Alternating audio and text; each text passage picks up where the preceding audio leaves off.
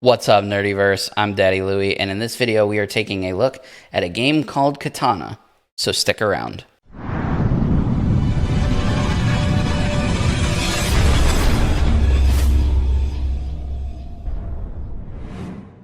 Before we get started, if you're new to our channel and you want to see more content like this, start now by hitting the subscribe button and the bell icon so you don't miss any future videos.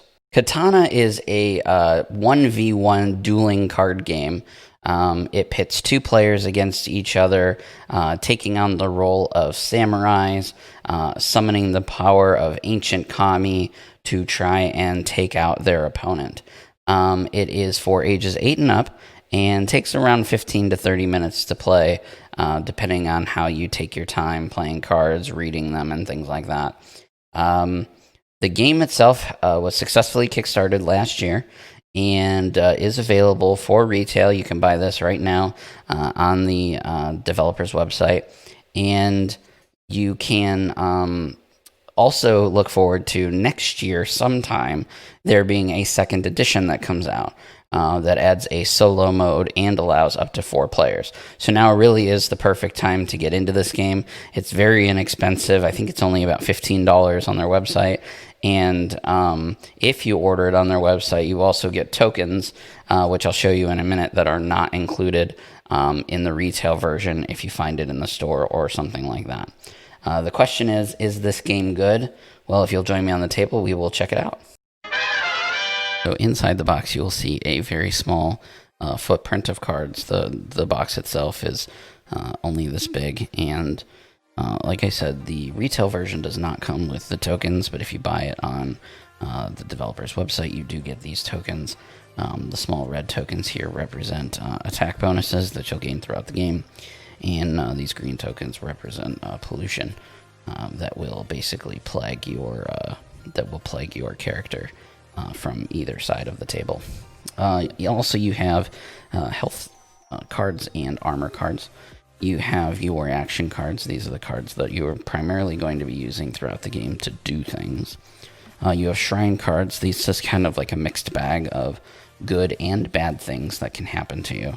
And every time you plague or purify throughout the game, you will have to basically bow to the shrine, taking a card and doing whatever it is, whether it's good or bad to you.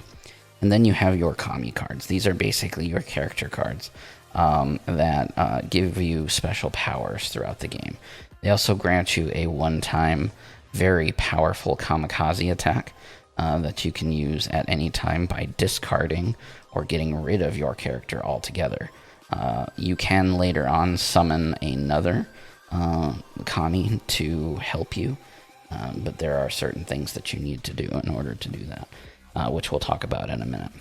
Also included was not only a rulebook, or what they're calling a gameplay guide, but they also included a gameplay example. This was really helpful in that it ran through almost a full game of back and forth, showing you how a game would go. And it kind of answers those unanswered questions that you sometimes find in rule books that you would normally need to ask. You kind of get that answer by looking through that gameplay guide, which is really nice, or that gameplay example. I'm going to set up for a game, and we'll come back and I'll... Okay, so here we have set up for our game Tenjin versus Hote. At the beginning of the game, you deal 3 kami out to each player, and the players will choose 1 kami to keep and the other ones to shuffle back into the deck. That deck can be used later on, like I said, if you decide to use your kamikaze by discarding your kami, or you'll see that you can also have one that becomes polluted so much that that they end up being ruined and have to be discarded. That's part of the strategy. And each kami has a health value, which is shown here by the hearts. And that is the way that the hearts, the health basically is set up. So for example, with Hote here, he has a square of hearts. So I've laid the hearts in a square. When you attack your opponents, you have to attack from the top down. So this first row basically acts as a line of defense against this bottom row here. Same thing with Tenjin. He has 2 and then 1 and 1. the armor goes, you get 1 armor for every health that you have, and you can gain armor throughout the game to replace armor. Armor does not have to go 1 for 1 on hearts. You can double up in certain areas if you want to be more defensive. So for example, I could take these two armor off of these hearts and put them on the top hearts. So each of the top 2 hearts have 2 armor. But with that said, if you eliminate all of your opponent's hearts, then they are eliminated. Game over. There are also 2 other abilities other than the kamikaze attack. One is a passive and one is an active that you need to activate. The active is the red that's shown on the bottom. So for example, here with Ryujin, his bottom is +1 armor token.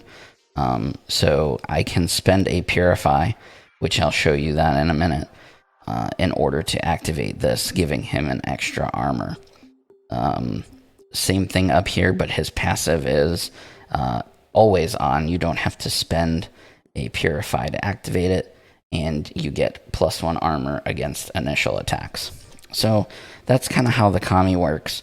When you are polluted by your opponent, you would take one of these pollution tokens and you would place it on the abilities going from the bottom up. And while it's polluted, it can't be used.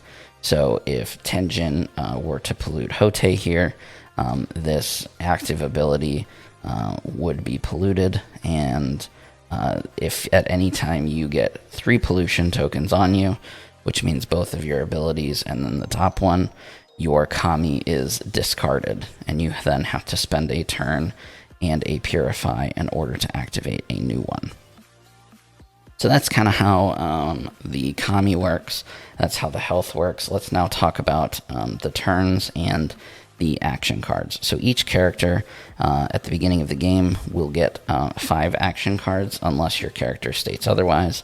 Hote here says he can hold 6, so he's going to get an extra one.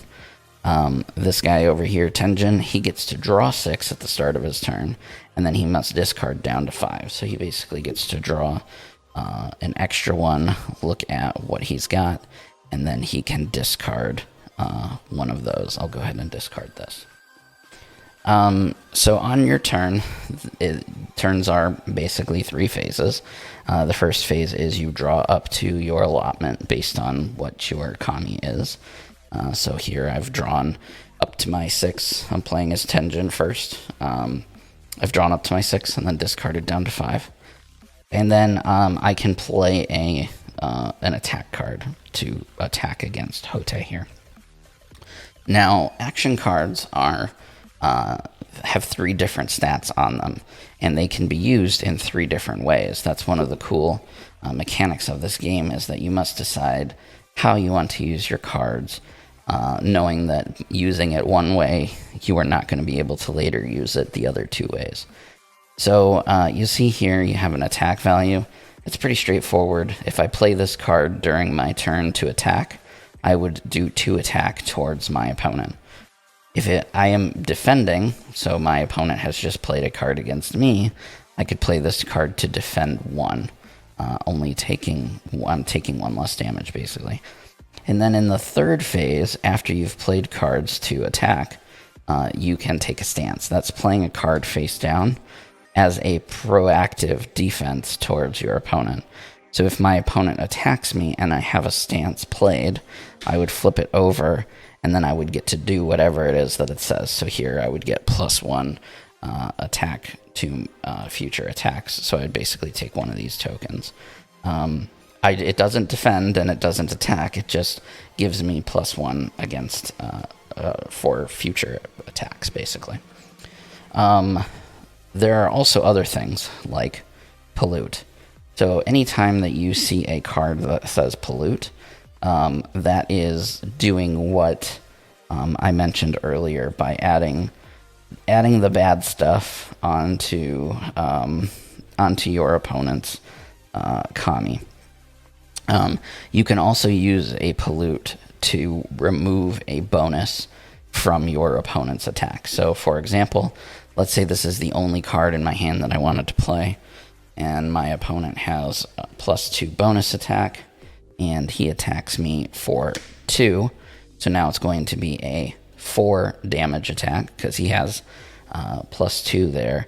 I could play the Pollute, and it would remove these 2 bonuses, and the 2 damage would still go through, but 2 is definitely better than 4 when you're only talking about having a limited health pool like you have in this game. There is also the Purify, and Purify essentially allows you to do a few things. One is it will allow you to remove those negative pollutions off of your Kami. So if I've got a pollution right here on my Kami, I can play a Purify to remove that so that I can use this ability later on. Speaking of ability, you also use a Purify to activate those bottom abilities. So I can play this in order to activate that. And the third thing you can do with a Purify is play it, discard one of your armor, and you can draw a new Kami, assuming that your Kami has been either destroyed or used for a kamikaze attack. Other than that, that's pretty much all the rules that you need to know to the game. The last thing that I want to mention, though, is the Shrine deck. Anytime that you Purify or Pollute, either or, you must draw a Shrine card and do whatever it says. Kami Purified of all pollution. So this right here, this Dispel is good. Let's check out another one. Boon. I get +1, or draw an action card. I get to add an extra card to my hand. That's very nice. Invincibility, immune for attack. So I'm drawing all the good ones, but I promise there are bad ones. Recover, incinerate, discard a card. So there's a bad one. Your Kami suffers a pollution. So you can see that this is kind of a mixed bag of good and bad stuff that happens to you anytime that you Purify yourself or Pollute your opponent. Purify is always good towards you. Pollute is always bad towards your opponent when you're playing it. So the final thing that we need to talk about is actually how attacking and defending works, and how you actually remove the damage and kill your opponent. Now that we have an understanding, let's go through that. So I've drawn my cards. That's my first step of the phase, or my first phase of my turn. And then I want to go ahead and attack. So I will play this 3 attack against my opponent. My opponent gets an opportunity here to defend. So looking at his hand, he's going to try and find something that will defend 3. Sure enough, he has one. So he will defend that 3, nullifying my attack.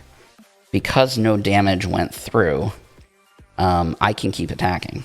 So I'm going to attack again, this time for 2. And he will go back to his cards and see if he can defend a 2, which he can. So again, no damage has gone through. I once again can keep going. However, I'm not going to get to draw again until the beginning of my next turn. My opponent will get to do that. So I don't want to use too many of my cards, because then he can onslaught attack me, and I have less stuff to defend with. But I feel pretty good about these 2 defense cards, so I'm going to go ahead and... Actually, you know what? I'm going to say good dueling, sir, and these get discarded. And then I can place a stance. We go into the 3rd phase, and for stance, I'm going to place this here, this reflect attack, and then I'm going to pass to my opponent. My opponent will draw up to 6 cards. I also want to mention that as one of the things you can do on your turn, you can also discard your hand and draw new cards, but that's the only thing you can do on that turn. You can't attack if you choose not to. So now my opponent is going to hit me big. He's going to hit me for a 3 attack, and I would then reveal my stance, which is a reflect. So now that 3 attack is going directly to him, and he's going to have to take some damage. So first he's going to remove an armor, and then he'll remove a health. Then he will remove an armor. So now you can see he's already down quite a bit of health with that big beefy reflect. He got a little carried away. And that's how the back and forth goes. There's really not too much else to talk about. The strategy lies in deciding when to use what cards, how to use them, when to sacrifice your kami to use your kamikaze, and learning all of the different things that your kami can do, what your opponent's kami can do. And there's a whole stack of them, right? So there's a bunch of different kamis that you can use. So you can try out different things. You could do a draft, instead of handing out 3 cards to each player and then deciding which one you wanted to do from there. You could draft, lay them all out. Each player drafts one, and then you could go like that. There's different ways that you can do it. But I just went ahead and told you the ways that it instructs how to do in the rulebook. All right, guys. Well, that is Katana. In case you can't tell, I really enjoy this game. I'm a sucker for card games anyway. So when I got my hands on this, I got really excited right away, just because of how much I enjoy card games. Dueling card games are great. This has a really deep lore to it. You can't really tell initially, but you talk to the developers, and they really do have a rich understanding of the samurai history and the samurai culture. Even like when you deal damage to your opponent, this is one thing I forgot to mention. When you deal damage to your opponent, anytime you pollute yourself, they believe that drawing blood basically was, devil's work, and so it pollutes you a little bit. So even when you deal damage, you're basically hurting yourself. So you have to deal damage, right? But you also have to purify your sins when you do that, if you will. So there's some really deep stuff about that. The art is really simple but great. It's just to the point. I love like the little symbols and the little hints of that samurai culture and that samurai heritage. And for $15, go check this game out. You can't really get much better of a deal for the amount. And there's a lot of variety of gameplay, right? I mean, because there's so many different kamis, there's so many different ways to play. There's different strategies in how you set up your armor, how you rearrange your health when you summon a new kami and stuff like that. I really could go on, but the video's already getting long as it is. So I will leave links to everything in the description below. Please go and check this game out. You will not be disappointed.